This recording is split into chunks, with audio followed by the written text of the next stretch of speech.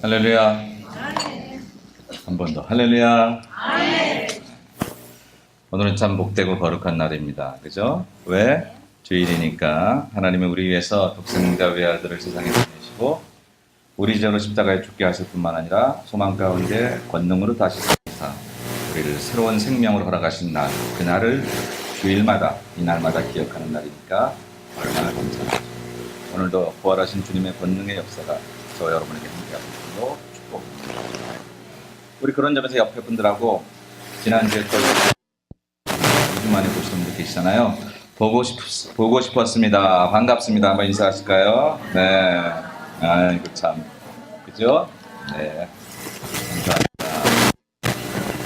고맙습니다. 오늘은 강의 84번째 이제 다음 주 요한복음이 끝납니다.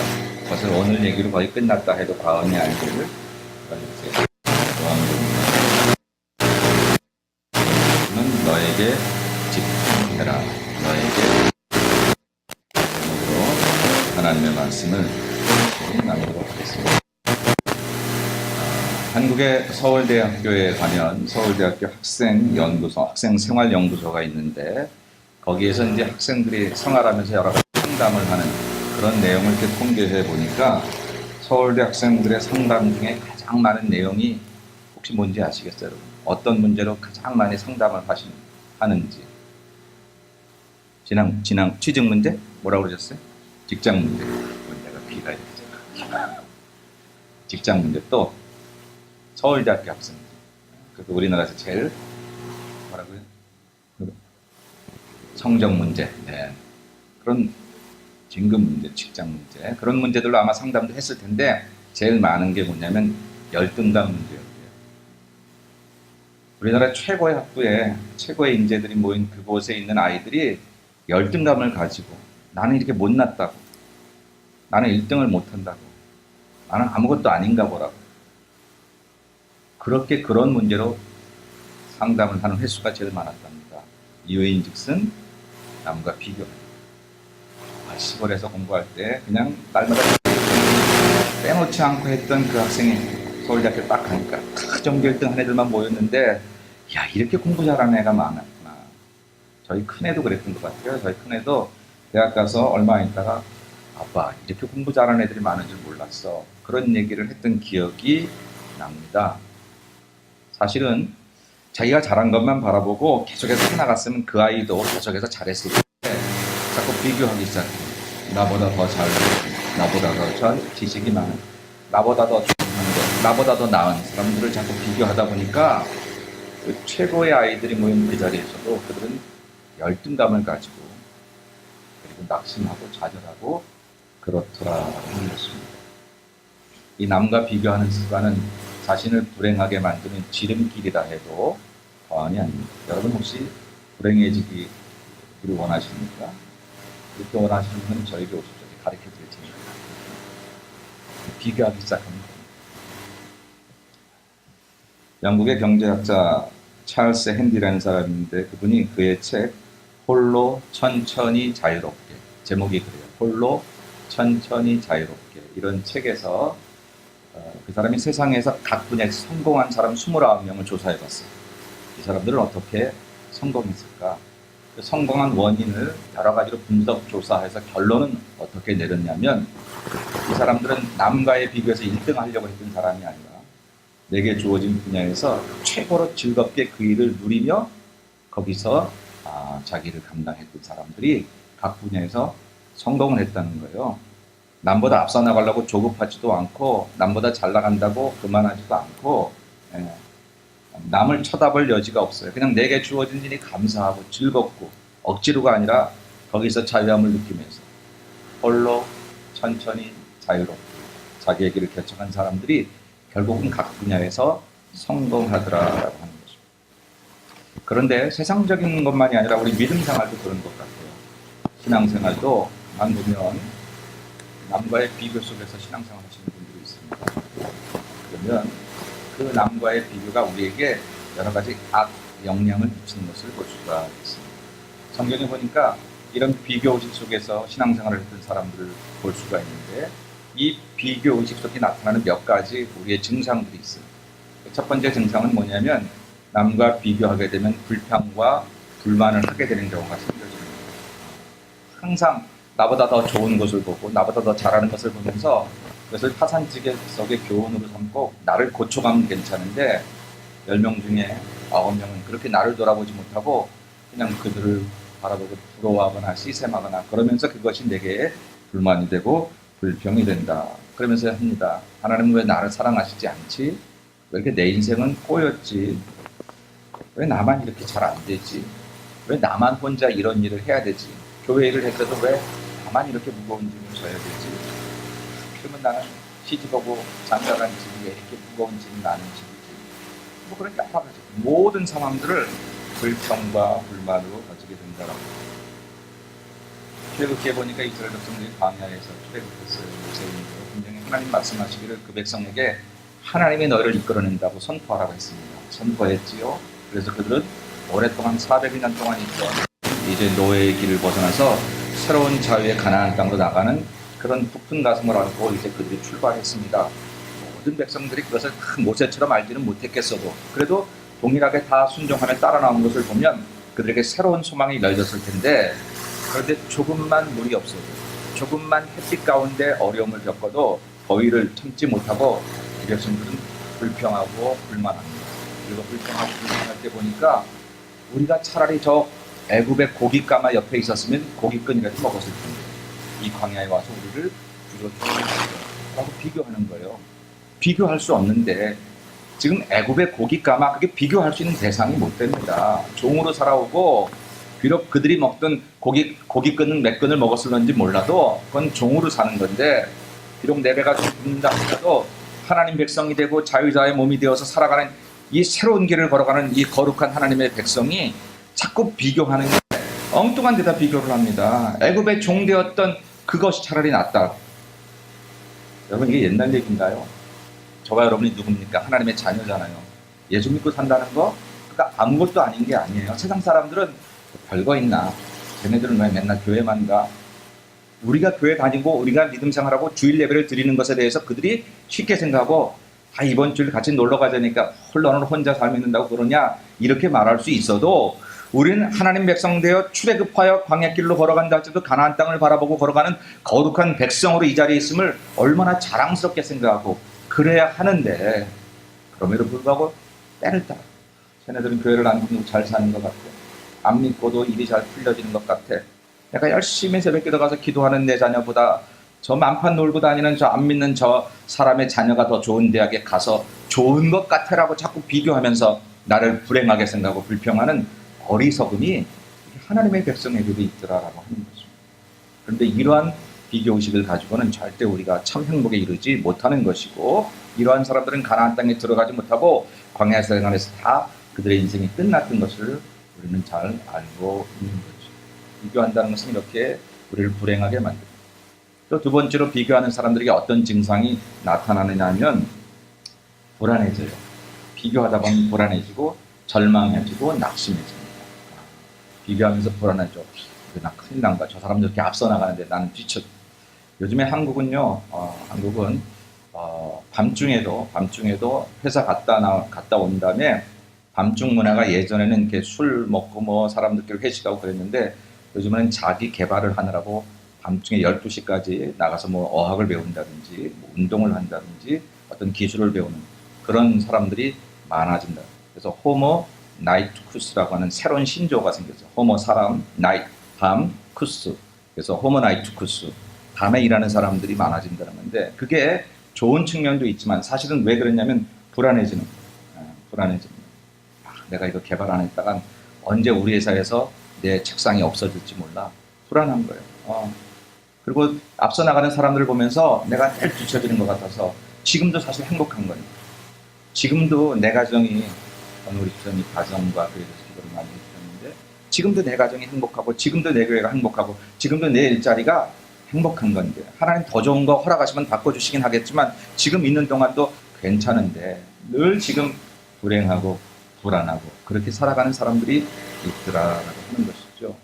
비교하다 보면 그렇습니다. 대표적으로 구약성의 사울을 보니까 사울왕은 늘 다윗과 비교했어요. 근데 처음에는 비교할 만한 대상도 못 됐잖아요. 사울은 왕이고 다윗은 저 시골 저 촌부의 아들이었어요. 그래서 양치던 젊은 아이였습니다. 그런데 그가 갑자기 골리앗을 물리치니까 사람들이 막 다윗에게 환호해. 그래봤자 청년인데. 근데 사람들이 사울은 천천히요, 다윗은 만만이라. 사람들의 관심과 사람들의 인기가 다윗에게 집중됩니다. 만일 그때 사울이 다윗과 비교하지 않고 그냥 하나님 섬기는 마음으로 내 신하가 나를 위해서 목숨 버려가면서 골리앗을 이기니까 사람들이 좋아하는 것을 넓은 마음으로 받을 수 있었다면 다윗이 받았던 모든 영광과 인기를 사울이 같이 받았어요. 근데 비교하고 불행해하기 시작합니다. 사람들이 다윗이 만만이라고 나를 천천히라고 수천 사람이 나를 좋아했다면 수만 사람이 다윗을 좋아하니 이제 언제 저가 왕이 될지 모르니까 그때부터 다윗을 죽이기로 약속. 아니나 달라 사단이 사울을 틈탑니다. 그런 생각을 가지고 있는 사울을 수시로 괴롭히면서 다윗을 죽이려고 하는 그런 분노를 주니까 사울이 행복하지 않아요. 왕의 자리에 있죠. 모든 것을 가졌다고 하지만 그 어린 다윗에게 자꾸 자기를 비교하면서 자기 인생을 불행하게 만들더라라고 하는 것입니다. 우리가 잘못된 비교를 가지면 잘못된 자화상을 만듭니다. 하나님 우리 모두에게 다 다른 것을 주셨잖아요. 다 다르게 주셨어요. 나 하나의 모습이 세상에는 유독 나 하나뿐이 없습니다. 세상의 많은 브랜드에서 똑같은 제품을 찍어내지만 이 컵도 똑같은 컵을 찍어낼 거고 이 마이크도 똑같은 마이크를 찍어낼 수 있겠지만 사람만큼은 오직 하나밖에 없는 이 세상 70억 분의 1인 오직 유일한 저와 여러분 단 한 사람이거든요. 그런데 왜 저 사람하고 비슷하게 되어지지 못한 것을 가서 우리가 불안해하고 그러다가 낙심하고 절망하고 그러다 잘못된 자화상을 가지고 우리는 비참하게 되는지. 그게 비교의식이 가져다주는 불행이다. 마지막으로 또 하나의 비교의식이 가져다주는 그런 우리의 잘못된 증상은 뭐냐면 우월의식을 갖는 거예요. 교만해지는 것입니다. 남과 비교해서 늘 내가 뭔가 더 잘한다고 생각을 하는 것이죠. 조금 성공했다고 해서 조금 나아졌다고 해서 그것으로 인해서 그렇지 못한 사람들을 한없이 불쌍히 여기거나 그저 우습게 여기는 그런 잘못된 모습들을 가질 수 있는데 이게 교회 안에서도 그럴 수 있다고. 내가 기도를 잘하는 건 좋지만 내가 기도한다고 해서 기도하지 않는 사람들을 우습게 여기면 안 되는 것이 하나님은 그들을 또 어떻게 사랑하시고 어떻게 역사하실지 내가 하나님이 아닐진데 함부로 말할 수는 없는 거죠. 하나님 내가 기도 잘하게 해주셔서 감사합니다. 기도 많이 하게 해주셔서 감사합니다. 끝! 그걸로 끝나야 되는데 그런데 쟤는 저 사람 어떻게 저렇게 기도하느냐고 저 사람을 우습게 여기거나 저 사람을 함부로 말하면 안 되지요. 예. 누가 그랬습니까? 바리새인들이 그 짓을 잘했어요. 바리새인들은 나가서 기도할 때도 하나님 우리는 하루에 3번씩 기도하게 하신 것을 감사합니다. 그것도 홀로 기도하지 않고 길거리 나가 시장에 나가서 많은 사람들 있는 데서 기도했다 그랬습니다. 사람들에게 그것을 보이게 하기 위해서 저 세리와 죄인들은 회개하지도 못하고 저 세리와 죄인들은 11조도 못 드리고 저 세리와 죄인들은 날마다 죄를 짓지만 나는 하나님 앞에 회개도 하고 11조도 드리고 기도도 하니 하나님 감사합니다. 그 자기를 자랑했다라는 거죠. 예수께서 이것을 가장 싫어하셨어요. 왜 세리하고 비교를 해요? 그냥 자기가 하나님 앞에서 할 만큼 했으면 되는 거지. 언제 하나님의 바리새인들에게 저 죄인만큼 그보다 더 잘하라고 얘기를 했느냐고요. 근데 잘못된 그런 비교의식이 바리새인들을 예수님께 책망받는 그런 모습으로 만들어놨다라고 하는 것입니다. 이게요, 바리새인들만 있었던 게 아니라 보니까 제자들도 있었어요. 수시로 제자들에게 찾아오는 위험이었습니다. 그렇게 생각해보면 오늘날 저와 여러분에게 이런 잘못된 유혹이나 위협이 찾아올 수 있다는 것을 경계하고 오늘 말씀을 생각해야 될 것입니다. 예수님께서 십자가를 지시기 거의 직전에 예수님의 제자들이 다툼이 일어났어요. 무엇으로? 우리들 중에 누가 더 높으냐. 예수님은 십자가 지시고 성김받고 싶으면 성결하 말하고 그렇게 말씀하시면서 그들을 가르쳤는데 예수님 사역이 거의 끝나갈 때 이제는 좀 깨닫고 선생님의 교훈을 깨닫고 이제 좀 철들어야 될 이 제자들이 오히려 막판에 이르러 그들에게 다툼이 일어난 내용이 뭐냐면 우리 중에 누가 더 높으냐 하는 거예요. 야고보 요한은 한술 더 떠서 예수님께 당신의 나라가 이를 때 당신이 왕되면 자기 형제를 하나는 오른쪽에 하나는 왼쪽에 영이 우의정 좌의정 시켜달라고 그렇게 이야기를 했다 말입니다. 이 사람들 참 철도 없네. 이렇게 말하기에는 오늘 이들의 모습이 우리들의 모습과 너무 가깝다라고 하는 것이죠. 우리 그렇지 않기를 바라지만 이런 제자들의 모습을 성경에서 보면 쯧쯧쯧 혀를 차기는 하는데 실제로는 우리들도 그런다니까요. 우리들. 저를 비롯해서 우리 많은 사람들이요. 어떤 사람에 대해서 막 이렇게 흥분하잖아요. 근데 가만 보면 그 흥분하는 내용이 다 우리에게 있어. 저 사람 저럴 수가 있어? 근데 자기도 그러더라고요. 다만 스스로에게는 관대하고 남에게는 엄격할 뿐이에요. 그래서 몰라요, 본인이. 똑같이. 어떻게 저런 사람은 말을 저런 식으로 해? 근데 자기도 그래요. 근데 자기에게는 관대해서 그 말을 모를 뿐이에요. 그걸 모를 뿐이죠. 오늘 제자들이 그렇게 말하는 그 모습이 오늘 우리에게 있다면 예수께서 그것을 원하지 않으셨으니까 오늘 우리도 이제 그것을 잘 조절하고 고쳐 나가야 할 것이다 라고 하는 것입니다. 그런데 오늘 본문은 그러한 제자들의 모습이 막바지까지 베드로에게 있었다는 사실에 놀랍고, 그리고 그런 모습에 대해서 예수님께서 아주 냉정하리만큼 정확하게 심플하게 대답하셨다는 사실들을 이제 오늘 우리가 마지막으로 정리해 봐야 할 것입니다. 오늘 얘기는 요한복음 21장에서 베드로가 물고기 153마리의 기적을 체험한 후에 예수님께서 내가 나를 사랑하느냐라고 3번 말씀을 물으시던, 그리고 3번 정말로 뜨거운 가슴으로 그리고 부끄럽고 민망한 가슴으로 내가 주를 사랑하는 줄을 주님께서 아십니다라고 대답했을 때 예수님께서 그러면 내 양을 먹이라 라고 말씀하신 그 직전입니다. 이제는 더 이상 실수하지 않아야 될, 이제는 더 이상 넘어지지 않아야 될 그런 마지막 행보라고 볼 수가 있습니다.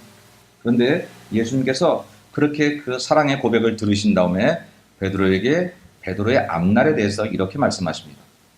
오늘 본문의 18절 말씀 보면 내가 진실로 진실로 내게 이르노니 내가 젊어서는 스스로 띠띠고 원하는 곳으로 다녔거니와 늙어서는 내 팔을 벌리리니 남이 내게 띠띠우고 원하지 아니하는 곳으로 데려가리라 이렇게 말씀하셨어요.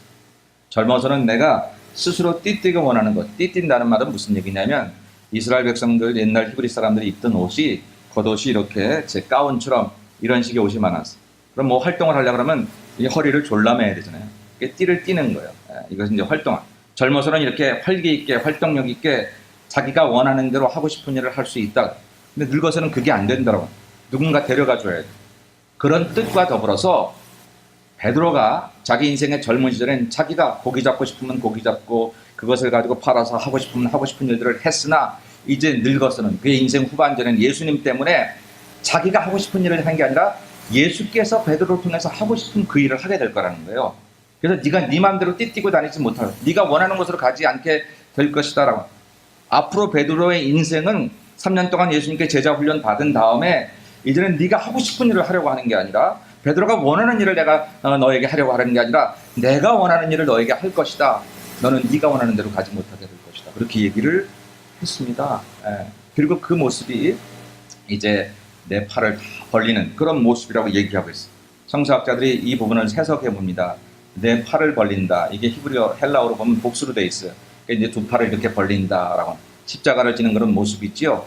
또 다른 모습으로도 설명한 그런 해석들이 있지만 가장 이렇게 공통적으로 성서학자들이 해석할 때는 베드로가 십자가에 달릴 것을 예언하신 말씀입니다. 실제로 베드로는 초대교회 때 네로 황제 AD 64년에 네로가 이제 이스라엘 기독교인들을 아주 정부적으로 공개적으로 로마가 가장 강력한 힘을 가지고 핍박했던 그때에 베드로가 십자가에 거꾸로 달려 순교했다. 우리에게 그렇게 전해주고 있죠. 근데 그런 얘기를 할까? 베드로 이제는 너의 즐거움을 위해서 살 수 없단다. 하늘의 즐거움을 위해서 살아야 되는데 하늘의 즐거움을 위해서 네가 눈물을 흘려야 될 때가 있을 것이고 네가 힘들고 어려운 길을 나오고 예언해 그것을 설명하기 위해서 19절에 요한은 이렇게 보충 설명합니다. 이 말씀을 하시면 이렇게 베드로의 예언한 것은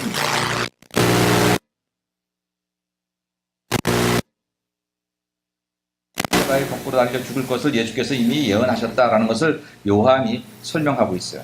여러분 요한복음이 세상 가운데 나온 것은 AD 90년경입니다. 이미 베드로는 죽었어요. 베드로는 이미 세상 사람이 아니에요. 그러니까 성경이 이미 그것을 이제 예수님께서 예언하셨다는 것을 뒤에 나온 요한복음을 통해서 이미 사람들에게 가르쳐 주려고 하고 있는 것이죠. 그리고 이 말씀을 하시고 베드로에게 이르시되 나를 따르라 하셨어요. 그럼 이때 베드로가 아멘 그리고 따랐으면 여기서 끝났을 거예요. 얘기는 여기서 끝났을 것입니다. 그런데 베드로가 아멘 하고 끝났으면 좋았을 것을 아멘 하지 못했습니다. 물론 안 따르겠습니다 그런 의미는 아니었어요. 이미 예수께서 자기의 죽음을 예견하신 것에 대해서 베드로는 신앙적으로 동의하고 있었던 것 같아요. 나중에 성령 충만을 힘입고 그리고 그렇게 그대로 살았습니다. 그런데 이제 거의 예수님 제자 훈련의 완성의 단계로 가는 것 같은 이 베드로에게도 아직까지 해결치 못한, 아직까지 성숙치 못한 모습이 살아있더라라고 하는 것입니다. 그게 뭡니까? 남과 비교해 보는 것. 나는 그렇게 죽는다고요? 오케이, 예수님 알겠습니다. 저 죽을 자신 돼 있습니다. 죽을 각오 돼 있습니다. 거기까지 얼마나 좋아. 근데 궁금했어요. 내 옆에 있는 저 사람은 어떻게 되는 거죠? 그 사람이 누구였습니까? 요한이었습니다. 20절에 보니까 베드로가 돌이켜 예수께서 사랑하시는 그 제자가 따르는 것을 보니, 예수께서 사랑하시는 제자라고 요한복음에 계속 나오는 것은 사도 요한, 요한복음을 쓴 요한이죠. 제자 요한. 보니 그는 만찬석에서 예수의 품에 의지하며 주님을 파는 자가 누구오니까 묻던 자더라. 21절에 이에 베드로가 그를 보고 예수께 여짜오되 주님, 이 사람은 어떻게 다른 것? 사적이었습니다. 물을 필요가 없는 이야기였습니다. 왜 물었을까? 물론 여기서 베드로의 마음을 우리가 너무 이렇게 나쁘게 보지 않기를 바랍니다. 이미 자기의 죽음에 대해서 순종하는 마음으로 이렇게 출발하려고 했던 그런 사람. 근데 문제는 뭐냐면요. 그렇게 다짐했던 사람에게도 요만큼의 허점이 있을 수 있어요. 요만큼의 실수가 있어요. 근데 우리가 에이, 그 정도야 뭐. 에이, 기도 그만큼 하면 됐지 뭐. 그거 조금 더 못했다고. 에이, 말씀 그만큼 보면 됐지. 교회 봉사 그만큼 하면 됐지 뭐. 근데요. 그 정도도 그 조그만 공백이 사단이 활동하는 장소가 될 수 있다. 예수께서 그것 때문에 여기를 차단하기를 원하셨어요. 나는 이게 인간적으로 이 장면을 본다면 친절하게 예수님께서는 이제 당신의 충성을 맹세하고 이제 죽음을 이제 아멘으로 받아들였던 베드로에게 그래 요한은 이렇게 될 거지라고 얘기하실 만도 한데 예수님께서 그렇게 얘기하지 않으셨어요. 무슨 상관이냐? 아주 매정하게 그렇게 얘기를 하셨다라고 하는 거죠. 근데 왜 베드로는 거기서 구태여? 지금 주님께서 자기의 인생에 대해서 나를 따르라고 말씀하시는 그 말씀 앞에 아멘 하고 따랐으면 되지 굳이 저 사람은 어떻게 되겠습니까? 이렇게 묻느냐라고 하는 것이죠. 사랑하는 여러분, 우리가 믿음 생활하다 보면 이런 과오를 저질 때가 있습니다. 하나님 앞에 열심히 믿음 생활하다가도 어느 날 갑자기 나 혼자 하는 것 같아. 나만 하는 것 같아. 어쩜 우리 마을에는 밥하는 사람이 나 혼자야. 어쩜 우리 마을에는 기도하는 사람이 나 혼자야. 어쩌면 우리 교회는 봉사하는 사람이 나 혼자야. 열심히 하는 건 좋은데 아무리 열심히 했다고 치더라도 그것을 가지고 다른 사람과 비교해서 그것이 불만이 되기 시작하면 그것이 사단이 활동하는 장소가 된다는 사실입니다. 그럴 때 안 하고 말지. 그건 믿음의 사람의 태도가 아닙니다. 해야 되는 거죠. 계속 해야 되는 것입니다. 그런데 진짜 그 하는 것이 하나님께 영광이 되려면 다른 사람 상관하지 말고 내가 내 갈 길을 가는 것. 오히려 이 일을 나에게만 많이 주셨다고 생각이 들면 하나님 내게 무슨 복을 주시려? 이 모든 일을 나에게 맡기셨는가? 감사하고 황송하고 그렇게 해야 하는 것이 그게 바른 태도다라고 하는 것입니다. 그런데 베드로는 자기의 사랑하는 동료 제자가 자기와 함께 예수 앞에 있는데 예수께서 자기의 길을 얘기하셨는데 순교의 길을 얘기하셨어요. 아멘. 그런데 요한도 같이 순교하는 걸까? 요한은 순교하지 않을까? 뭐 그런 여러 가지 생각이 복잡하게 들었던 모양입니다. 그래서 예수님께 이 사람은 어떻게 되겠습니까? 라고 물었다라고 하는 것이죠. 그때 예수께서 아주 냉정하게 대답하셨습니다. 22절에 보니까 예수께서 이르시되 내가 올 때까지 그를 머물게 하고자 할지라도 내게 무슨 상관이냐? 이거 기분 나쁘게 만약에 이거를 우리가 말투로 읽어보면 예수님이 갑자기 그냥 기분이 나쁘신 것처럼 그렇게도 읽을 수 있겠지만 우리 예수님께서 그렇게 감정에 막 휘둘리시는 분이 아니니까 어쨌든 정확한 얘기를 하신 거예요. 내가 올 때까지 그를 머물게 할지라도 네가 무슨 상관이 있냐? 이렇게 얘기했어요. 먼저 이 말씀 때문에 사람들에게 오해가 생겼습니다. 어떤 오해가 생겼냐면 내가 올 때까지 예수님이잖아요. 그러니까 예수님이 올 때까지 하니까 예수께서 다시 오시는 재림을 생각하게 됐습니다. 그래서 사람들이 요한은 예수님이 재림하실 때까지 살겠구나 이런 생각을 가지게 됐습니다.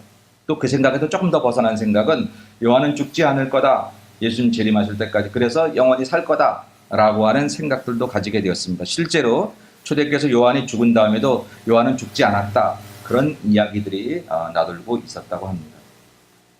그래서 예수께서 내가 올 때까지 그를 머물게 하고자 할지라도 하는 그 말씀 때문에 그런 오해가 있었는데 실제로 예수님은 이 기간을 말하는 게 아니죠. 다시 내가 재림할 때까지 요한이 살 거다 그런 얘기를 한 것도 아니다라고 하는 것입니다. 사람들에게 그런 오해가 있었던 것을 요한은 이제 그 다음 절에 보충 설명을 해줍니다. 23절에 보니까 이 말씀이 예수께서 하신 이 말씀이 형제들에게 나가서 형제들에게 퍼쳐서 그 제자는 죽지 아니하겠다 하여서 그 제자가 요한이잖아요. 이런 소문이 실제로 들었다는 거예요. 사도 요한이 그게 아니다. 지금 요한이 영광을 받을 자리도 아니고 요한이 대단하다는 얘기를 한 게 아니라 예수께서 하실 목적은 그게 아니라는 것을 여기다 부연 설명하는 거예요. 이렇게 부연 설명하는 까닭은 요한복음이 나올 때 그 당시 초대교인들에게 이 말씀이 잘못 오해되고 있었기 때문이라는 것이죠. 그래서 그 제자는 죽지 아니하겠다 하였으나 예수의 말씀은 그가 죽지 않겠다 하신 것이 아니라 너희들 잘못 알고 있다. 그게 아니라 내가 올 때까지 그를 머물게 하고자 할지라도 머물게 하시든지 머물게 하시지 않든지 어떻게 하시더라도 그게 도대체 너에게 무슨 상관이냐 그 얘기를 하려고 하신 것이다 라고 이야기를 하고 있습니다. 영어로 보니까 What is that to you? 라고 해요. 근데 어떤 영어 성경에 보니까 이것을 That's not your business. 우리가 흔히 하는 대로 상관하지 마. 신경 꺼. 그건 네 일 아니야. 이럴 정도의 얘기로 그렇게 예수께서 말씀을 하셨다라고 하는 것이죠. 실제로 요한은 다른 제자들처럼 그렇게 목에 달려 거꾸로 달려 순교하거나 그런 것보다도 반모섬에서 오랫동안 이제 나이도 많게 있으면서 계시를 받고 계시록을 전파하고 그렇게 죽은 것으로 되어 있습니다. 하나님이 그렇게 하시던 이렇게 하시던 베드로를 베드로처럼 사용하시던 요한을 요한처럼 사용하시던 베드로에게 요한의 삶이 무슨 상관이 있으며 요한에게 베드로의 삶 때문에 내가 어떻게 되겠다고 이야기하는 게 무슨 필요가 있겠느냐라고 하는 것이죠. 하는 것입니다. 그래서 오늘 사실 제 설교 제목을 너에게 집중해라 이렇게 제가 좀 이렇게 포장해서 적었지만 실제로는 그렇게 얘기하고 싶었어요. 뭐라고요? 예, 너나 잘하세요. 예수님께서 베드로야 너에게 주어진 일에 감사하고 그냥 네 일만 잘하면 되지 않겠니? 요한은 나하고 내가 그의 관계에서 또 처리할 것이다. 예수께서 생전에 포도원 비유를 하셨어요. 포도원 비유의 내용은 뭐냐면 포도원 품꾼들을 이렇게 주인이 이제 불러오는 것입니다. 어떤 사람은 9시에 오고 어떤 사람은 11시. 제가 이렇게 주일날 이렇게 오다 보면 홈디파 있는 쪽으로 이렇게 오다 보면 거기에 일꾼으로 써달라고 우리 멕시칸들이 많이 이렇게 있으시죠. 어떤 이는 일찍 택함을 받고 어떤 이는 늦게 택함을 받잖아요. 요즘 말로 해서 9시에 택함을 받은 사람이 가서 한 데나리온 받고 일하기로 했어요. 11시에 온 사람도 있습니다. 오후 1시에 온 사람도 있습니다. 근데 오후 5시에도 사람이 오더라고요. 일이 다 끝났어요. 근데 주인이 오후 5시에 온 사람하고 계산을 하는데 한 데나리온을 주는 거예요. 9시에 왔던 사람이 생각합니다. 야, 나랑 한 데나리온 주기로 했는데 5시에 온 사람을 한 데나리온을 주는 거 보니까 나는 한 5데나리온을 주겠구나 라고 했는데 웬걸 주인이 계산할 때 똑같이 한 데나리온을 주는 겁니다. 처음에 그 계약할 때는 한 데나리온도 고맙고 감사했어.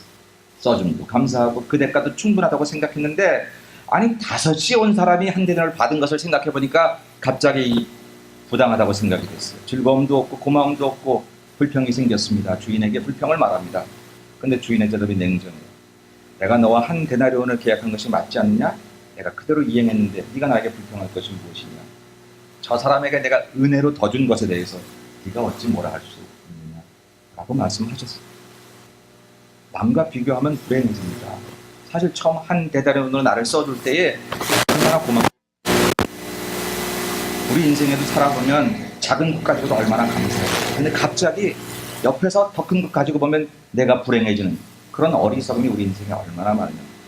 우리 교회 젊은 엄마들이 많은데 제가 한국에 있을 때 보니까 엄마들이 학교에서 아이들이 시험 보고 오면 묻는 질문이 2가지입니다. 첫 번째, 몇 점 맞았어? 이렇게 묻습니다. 내가 90점이야. 그러면 그 다음에 두 번째 물이 옆집에는 몇 점? 철수는 몇 점이야? 95점. 그럼 이놈아 철수는 95점 맞는데 너는 90점이 뭐야? 애가 90점 맞는다고 할 때 칭찬해 주려고 그랬거든요. 근데 철수가 95점을 맞았다는 얘기를 듣는 순간 칭찬이 아니에요. 60점을 맞았다고 해서 약간 치려고 했는데 철수가 40점을 맞았다는 소리 듣는 위로가 되고 우리가 비교해서 행복해질 수 있는 게 아닌데 인생이라고 하는 것이 우리가 부르고 사는 거야. 하나님 앞에 가장 그렇다라고 합니다. 예수께서 그런 비교 의식이 결코 우리들을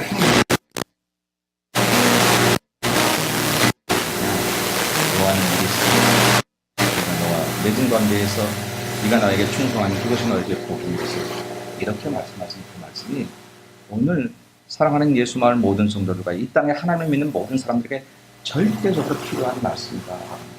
오늘날 교회가 왜 어려움을 당합니까? 서로 다 비교, 서로 남 탓하다가 하지라고 교회가 쪼개지는 거고 나 때문에 이렇습니다 하고 부부가 갈라지는 거는 없어요. 다 남편 탓하고 아내 탓하고 부모 탓하고 자녀 탓하고 니 탓 내 탓하다가 그러다가 깨어지고 망가진다라고 하는 것이죠. 하나님이 실수하지 않으신 분이라고 하면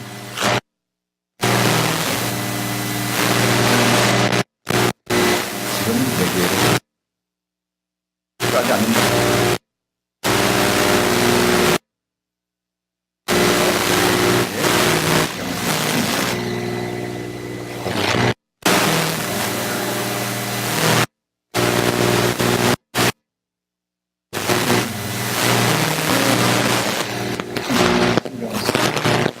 어느 통계 보고서에 보니까 건강한 사람은 남의 이야기를 많이 하지 않는답니다. 남의 얘기를 듣긴 해도 그 이야기를 화제로 삼지 않는답니다. 자기를 돌아보고 특별히 자기 기준 인생의 미션에 대해서 많이 생각을 한답니다. 병든 사람의 특징은 육체적으로 말고 마음이 병든 사람의 특징은 늘 남의 이야기 속에 있답니다. 얘가 나한테 눈을 치켰고 그렇게 말할 수 있어? 그 사람 그냥 눈 비비느라 크게 뜨고 한마디 한 걸 가지고요 그냥 밤이 새도록 혼자 끙끙 앓는 겁니다. 어떻게 나한테 그렇게 알 수 있어? 건강한 사람은 그까짓 거 툭 치워버릴 수 있는데 내 마음이 병든 사람은요 그 마음 때문에 그 나에게 한번 뱉어진 그 이야기 때문에 그 남의 이야기 때문에 내게 주어진 삶을 다 손들이채 잊어버리는 거예요. 제가 자주 얘기했지만 여러분 제가 여러분하고 악수합니다. 악수하면 여기 상처가 없는 사람은 악수가 스킨십이고 따뜻함을 느낄 수 있지만 만약 여기 상처가 있는 사람은 제가 사랑한다고 손을 붙잡았을 때 이게 아프잖아요. 제가 꽉 잡아서 아픈 게 아니라 여기 내 상처가 있어서 아프잖아요. 근데 우리가 그걸 남 탓만 할 때 건강하지 못한 사람의 특징이라는 거죠. 건강한 교회와 건강하지 못한 교회를 보면 건강하지 못한 교회는 순 남 탓만 목사 탓하고 장로 탓하고 권사 탓하고 성가대 탓하고 교사 탓하고 니 탓하고 전부 다 그런 이야기들만 그래서 우리가 교회가 잘못되고 우리가 행복하지 않고 건강한 교회는 문제가 있고 어려움이 있을 때 내 탓입니다. 내가 기도하지 않았는데 목사는 목사 스스로 성도들은 성도들 장로님은 장로님 다 스스로 내 탓입니다라고 얘기하는 사람이라고 하는 것이죠. 사랑하는 여러분 하나님은 우리 모두에게 우리에게 필요한 그릇대로 우리를 지으셨습니다. 디모데전서 2장에 보니까 큰 집에는 금그릇, 은그릇, 사기그릇, 질그릇까지 다 골고루 있다고 그랬어요. 그릇이 주인에게 왜 나를 질그릇으로 지으셨습니까? 왜 금그릇으로 만들지 않았습니까? 대답 물어볼 수 없다 했습니다. 다만 문제는 그 그릇이 깨끗하게 되어서 주인의 쓰심에 합당하게 예비되면 그 그릇은 그릇으로서 가장 최고의 가치를 발휘하는 것이라고 성경은 이야기하고 있습니다. 저와 여러분이 어떻게 지어졌든지 저 사람은 같지 않으니 내게 무슨 문제예요? 하나님이 나를 그렇게 다르게 만드셨으면 내게 주신 것 속에서 하나님을 더 영광 돌리는 될 것을 그 사람 탓하다가 혹은 그 사람과 같지 못해서 낙심하다가 그렇게 내게 주어진 길 나를 통해서 영광을 받았을 그 하나님을 놓쳐버리는 것이야말로 우리 인생의 최대의 실수고 최대의 잘못이다라고 하는 것이죠. 거룩하고 아름다운 종 실수했다가 다시 회복하고 주님에 대한 사랑 고백을 한 그 순간에도 하나님의 종이 그렇게 위협을 받을 수가 있습니다. 요한을 비교해서 혹시 예수님께서 요한은 좀 편하게 보내게 해야지 아니 그랬다면 혹시 베드로가 그 얘기를 듣고 어떤 마음을 택했을까? 뭐 그런 필요 없는 가정은 할 필요는 없지만 그렇게 물어볼 게 아니라면 그것 때문에 영향받을 게 아니라면 뭐하러 요한이 하나님께서 어떻게 하시든 그거에 신경 쓰고 가느냐라고 하는 것이죠. 내 갈 길을 내게 주어진 길을 가면 좋겠다라고 하는 것입니다.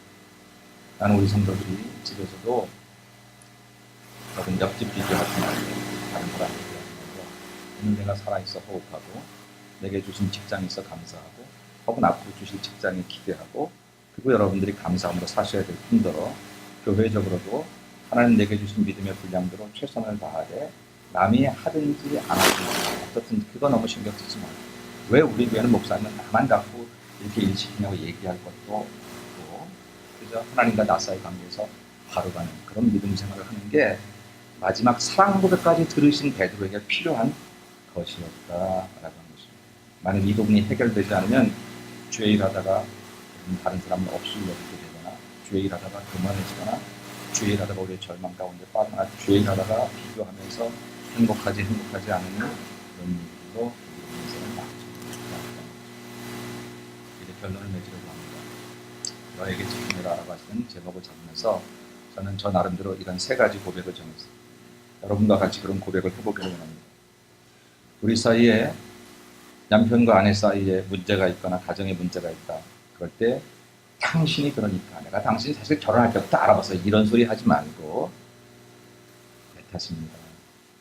여보 내 탓이요. 내가 좀 더 당신에게 좀 마음이 좀 좁았지. 자식에게도 부모에게도 교우들 간에도 교회 문제가 있거나 어려움이 있을 때 어쩜 그래 우리 교회 교사들은 이렇게 못 가르치냐 우리 교회 성가대는 어쩌냐 뭐 목사님은 어쩌냐 장로님은 어떠냐 그런 얘기할 게 아니라 누구든지 그 자리에서 무슨 문제가 보이거든 사람의 허물이 보이거든 내 탓입니다. 하나님 나를 이 교회에 보내셔서 기도에 분양단으로 삼으시고 나로 하여금 사람을 사랑하는 자리에 서게 하시는데 그렇게 하지 못한 저희 잘못을 용서해 주옵소서. 그렇게 고백하면 그리고 그런 사람을 상관하지 않고 내게 주어진 그 길을 걸어가면 그 사람을 통해서 그가 생각한 교회는 회복이 되고 하나님의 축복의 전당에 오르게 될 줄로 믿습니다. 따라해 보십시다. 내 탓입니다. 별로 내 탓 같지 않네요. 내 탓입니다. 두 번째는요. 무슨 일을 하려고 주님께서 우리에게 원하실 때 누가 나를 위하여 갈구할 때 간증하라고 그래도 집사님 간증해 간증을 해봐. 자기는 안 하면서 주의 일할 때도 옆 사람 콕 줄이지 말고 나부터 잘하겠어. 네가 못했다고 해서 잘못된 것은 그것이 우리를 살리는 거예요. 그것이 하나님 앞에 나와 당신이 상관하는 관계를 갖고 살아가시기를 원하시는 분입니다. 따라가십시다. 나부터 절하겠습니다. 나부터 절하겠습니다. 마지막으로 쓸데없는 비교를 통해서 내가 괜히 불행하고 행복해요. 사실 우리 충분히 행복할 수 있거든요. 지금도 어떻게 주님만으로 충분히 행복할 수 있어요. 쉽지 않아서 믿음이 성숙하지 않은 관계로 그 기쁨이 모를 수는 있지만 우리의 믿음이 자란다면 세계를 바라본다면 그 하나님의 세계 하나님만으로 내가 충분히 행복한 사람이라는 것을 우리는 느끼지 않을 수가 없습니다. 생활이 우리를 힘들게 하고 삶이 우리를 복잡하게 한다고 할지라도 우리는 예수님 때문에 행복한 사람들이에요. 근데 그럼에도 불구하고 남과의 비교해서 쓸데없이 불행하거나 낙심하거나 뭐 이런 어리석은 인생으로 소비해서는 안 되겠다. 오늘 하루도 충분히 행복한 하루입니다. 이 하루가 얼마나 아름답고 복된 하루인지 따라가십시다. 주님만으로 충분합니다. 주님만으로 충분합니다. 남 탓하지 말고 우리 자신에게 집중하세요. 내 탓입니다라고 얘기하고요. 나부터 잘하겠습니다. 얘기하고요. 주님만으로 충분합니다. 그렇게 고백하시면 요한이 어찌하든지 저 사람이 아무것도 안 하는 것 같아도 하나님 다 행하시고 이것을 하면서 우리는 충분히 행복하고 바른 인생을 살아갈 수가 있을 것입니다. 우리에게 동일하게 물어보시는 예수님의 그 음성 다른 사람과 상관하지 말고 내가 그렇게 무슨 상관이냐 이건 절대 꼭 책망만 하시려고 하는 말씀이 아니라 베드로야 조금 더 나에게 집중할 수 없겠니? 요한을 바라보려고 하는 그때에 요한을 바라보려고 생각이 달라질 때에 조금 더 나를 보고 예수님 당신을 보고 생각을 집중하는 가운데 충분히 행복할 수 있고 충분히 사랑을 경험할 수 있고 충분히 살아갈 수 있고 그 말씀을 하시고 다른 사람 관심 갖게 되는 주님을 먼저 바라보는 저와 여러분 다 되시기를 주님으로 축원합니다. 거룩하신 아버지 하나님 은혜를 감사합니다.